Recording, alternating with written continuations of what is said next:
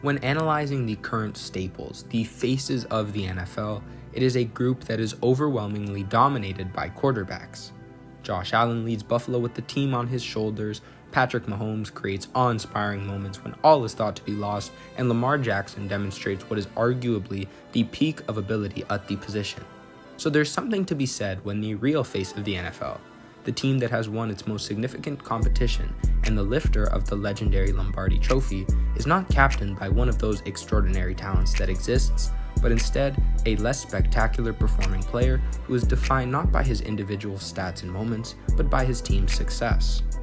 Fresh off of a Week 1 win against the Dallas Cowboys and riding off the success of a past Super Bowl, Jalen Hurts and the Eagles immediately emerge once again as favorites out of the NFC.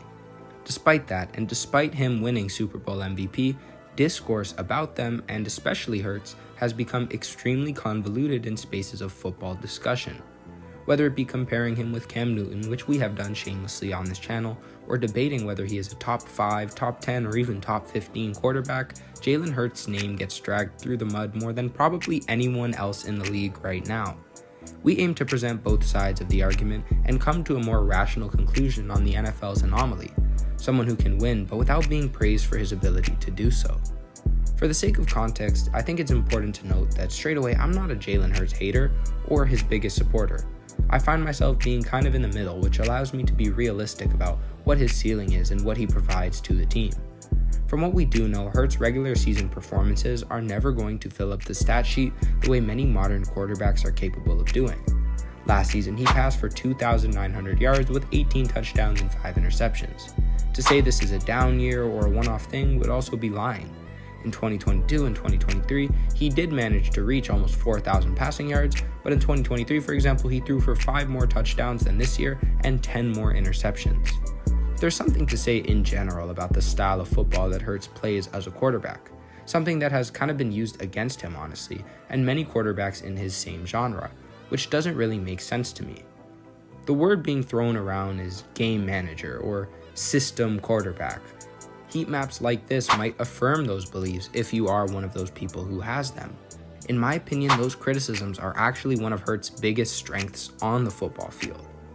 In an era that we've talked about on this channel many times, where defensive coverages are more and more disguised with each passing snap, with complicated zone assignments and impossible to diagnose blitzes, with nightmarish realities coming the way to quarterbacks and offensive coordinators alike, there is something to be said about the ability to not be rushed, to not mess up and take exactly what the defense is giving.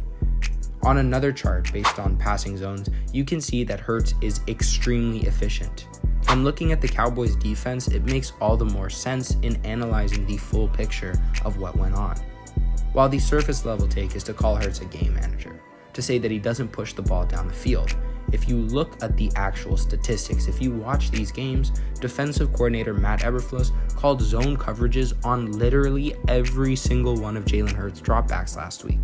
Every single one. This is not something that happens often, but it is a unique countermeasure to stopping this Eagles team. Give up the easy yards and try to eliminate Devontae Smith and A.J. Brown without letting Saquon run you into defeat. And yet, despite the Cowboys' best efforts and strategy, Hurts picked apart their zone slowly and methodically. He didn't force big plays. He didn't panic. Instead, he leaned into the system, trusted his reads, and took what the defense gave him. A trait that often gets overlooked in a league obsessed with highlight reels and stat padding. I also want to make this clear that my praise for Hurts does not mean he's infallible. He's developed some pretty bad habits when he drops back in pure passing situations. His efficiency drops significantly, and part of that is because he holds onto the ball way too long and has a tendency of missing developing routes, especially over the middle. Despite his deep ball improving significantly, it is still not to the level as quarterbacks that he often gets compared to. What is to say is that Hurts is now the most winning quarterback over the last 2 seasons. Some argue that if you put Hurts in a team like the Browns or the Titans, a roster with less structure, a weaker offensive line, and without elite weapons, his numbers would plummet. And I don't think that that's such a bad thing. I think that football is a team sport. If you don't have a great team around you, chances are you're not going to see. It's a hypothetical, and the reality of the situation is that Hurts is in the perfect place. behind the best defensive line in the league, with 2 elite wide receivers and one of the most impressive running backs in the history of the NFL, people that are obsessed with his statistical output or these imagination theories of, oh, what'd he do in a different color jersey, are completely misunderstanding what he actually brings to the Eagles, on the field and in the locker room especially. It's been something that is joked about to death, but Jalen Hurts is one of the best examples of leadership from the quarterback position. He is never emotional, never rushed, always calm and collected, ready to march his team into battle. Me personally, I do think that the quotes are a little bit extra, but they have really shaped the identity and culture that this Eagles team represents. He has become the perfect commander of the squad that the Eagles have built around him. For a quarterback in a run-heavy system, neither Jalen or Sirianni expect Joe Burrow-esque performances. He knows he's not going to throw the ball 40 to 50 times, and while some fans don't really grasp that part of the system, those who are capable of understanding what's going on can tell that Hurts plays his role to a T. What he provides so much of is the ability to do exactly what's asked and bring his intangibles onto the field. Being able to use his legs the way he does has become a huge staple of the Eagles' offense. He changes the way that defenses react, and to be honest, it's just an extension. When it's 3rd and 4th and you can get 5 yards on the ground, it puts your offense in a fantastic position and gives you so much more freedom and creativity allowed knowing that you have this bailout. Not only does it provide an advantage to the Eagles' offense, but it also gives the defense just one more thing to think about. And on a team as good as the Eagles, that one extra thing can be the deciding factor in a blowout versus a good game. While the winningness of Hurts cannot be debated, his performances can. Some fans would be right in saying that he may not possess the same abilities as many quarterbacks ranked or listed ahead of him. I agree. I would also agree that one of the reasons he is as successful as he currently is because, he's on a stacked team. A graph recently viral gave Eagles fans pushing the narrative that in terms of raw abilities he's a top 5 or top 3 quarterback a little bit of a hard time defending him. He not only has the shortest average depth of target, but also the longest time in the pocket. While it's really not that significant of a stat or a collection of stats, it just shows in general what Hurts is being dealt with. He has a great situation that he does a great job of managing, and that's okay. I think a lot of these questions about Jalen Hurts surrounding his raw ability distract from how successful he is at playing this role.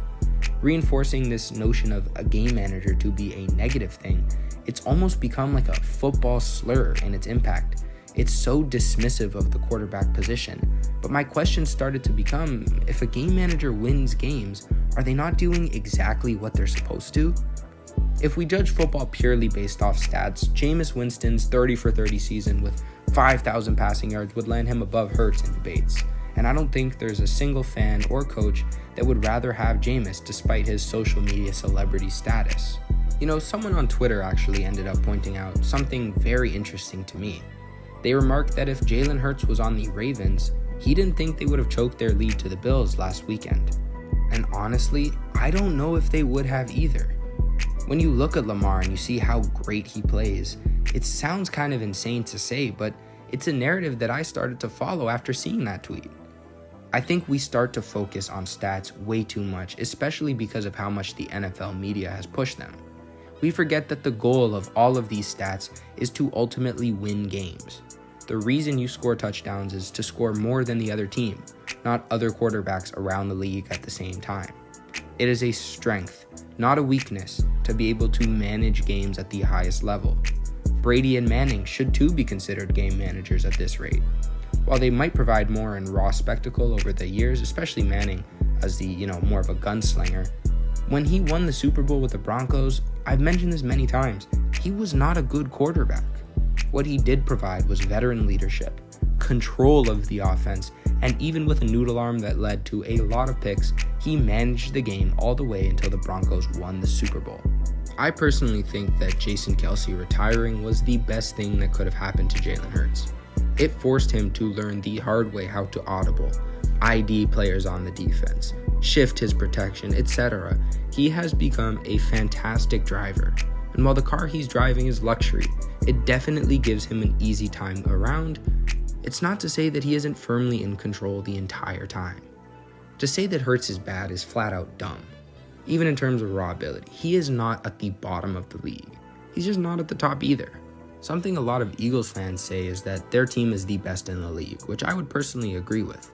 But then they try to avoid that part of the discussion when people talk about Hurts. It's almost a negative thing to say that this guy wins partially because of the other players on his team.